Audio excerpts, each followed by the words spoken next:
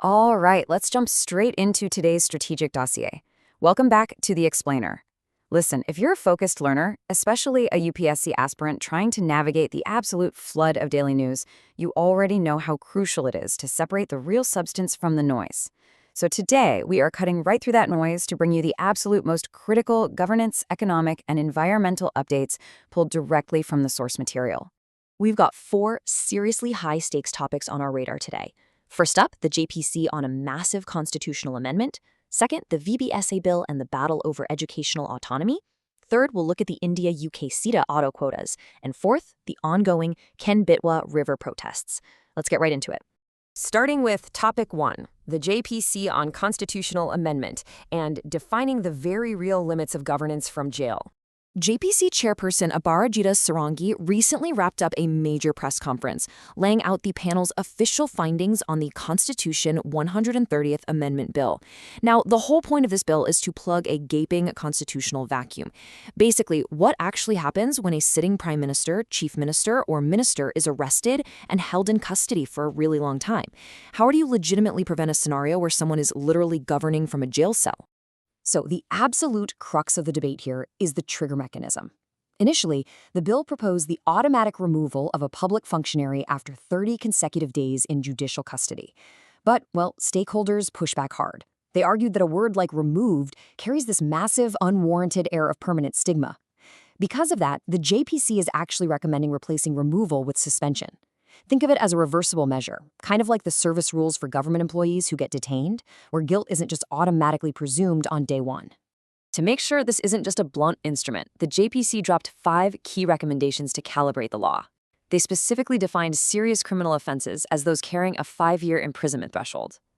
Plus, they built in some major safeguards, things like an automatic reversal clause if the politician is discharged or acquitted, and setting up specialized fast-track courts just for these high constitutional functionaries. They're also asking for a separate, clearly defined schedule of offenses, so this can't just be applied to any minor infraction, along with a hard rule that the suspension entirely lapses if the prosecution fails to actually proceed. But even with all those safeguards, a massive point of friction remains. In fact, most opposition parties actually boycotted this joint committee entirely. So we really have to ask, what is the primary concern driving all this pushback against a bill that on paper is just trying to promote probity in public life?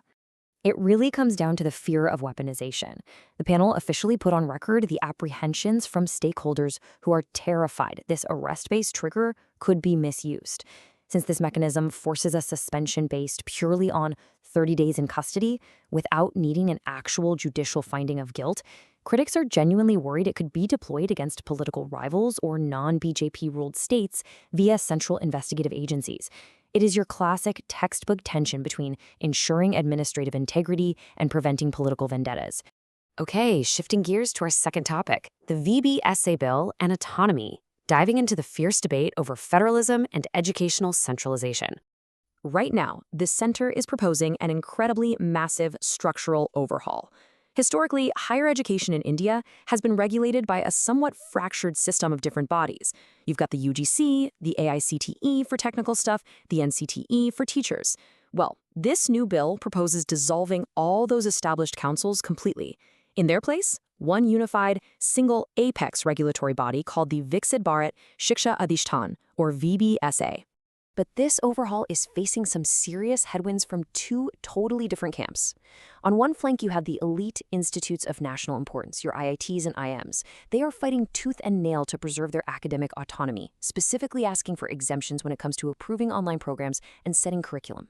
On the completely other flank, several states, including NDA-ruled states like Andhra Pradesh and Meghalaya, are raising major federalism red flags. They're arguing that the bill severely overreaches Parliament's Entry 66 powers, essentially encroaching right into the state government's constitutional authority over education. And the plot thickens when you look at the fine print of why this matters for the broader ecosystem. The new VBSA structure only features 3 councils, and it very pointedly omits a dedicated grants council. Critics are quick to highlight that this means grant dispersal powers, literally the control over the money, would shift directly to the Union Education Ministry.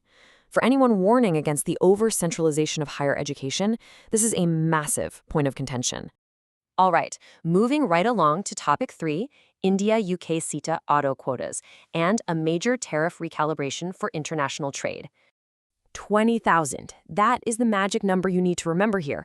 Under the new trade deal kicking off July 15th, 20,000 is the initial import quota for completely built units of petrol and diesel passenger vehicles coming from the UK.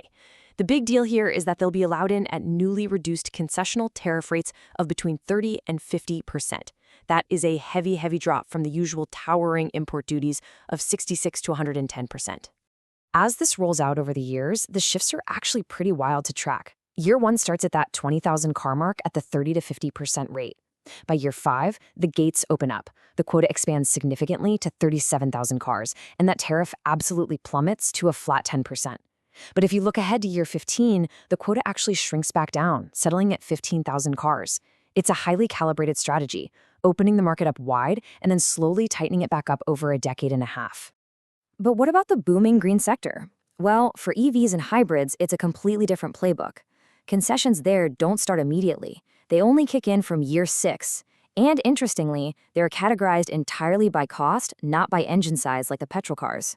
This isn't an accident. That deliberately delayed timeline provides a crucial 5-year buffer for our domestic Indian manufacturers to really build up their capacity before having to compete head-to-head with imported UK green vehicles. Finally, let's bring it back home with topic 4, the Kin-Betwa River protests, looking at grassroots resistance to national infrastructure. Down in Chhatarpur, the situation has escalated intensely. Tribal villagers, mostly women, have resorted to a symbolic hanging satyagraha, literally placing nooses around their necks right on the banks of the Burina River. And this is actually following earlier protests where they laid on symbolic pyres in the water. They are out there fighting against the very real impending displacement that's going to be caused by the massive Ken-Betwa River linking initiative and its associated irrigation projects. At the end of the day, the core disconnect boils down to financial rehabilitation. The protesting villagers are firmly demanding their compensation package be increased to 25 lakh rupees. Meanwhile, local government officials are pushing back, stating that a recent state cabinet resolution has already massively bumped up the compensation, raising it from 5 lakh to 12.5 lakh rupees for the affected families, and even bringing around 750 new families into the rehabilitation plan. Now, why is this specific local protest a national headline? Because of the precedent it sets. Listen, you need to remember that the Ken-Betwa link isn't just one isolated dam. It is the flagship pilot. It's literally the very first of 30 proposed projects under the National Perspective Plan, which is designed to interlink India's surplus and deficit rivers. Exactly how the government handles the rehabilitation and ecological concerns right here in Chhatarpur is going to set the template for the next 29 mega projects across the country. So as we wrap up this explainer, I want to leave you with a question to really chew on. It's a quintessential dilemma at the very heart of modern Indian governance, and honestly, it's the perfect analytical framework if you're studying public policy. How exactly does a rapidly developing nation balance the urgent, undeniable need for national infrastructure with the very real, very human realities of local ecological and community displacement? Think on that. Thank you so much for joining me for today's deep dive into the source material. Keep analyzing, keep asking the hard questions, and I will see you in the next explainer.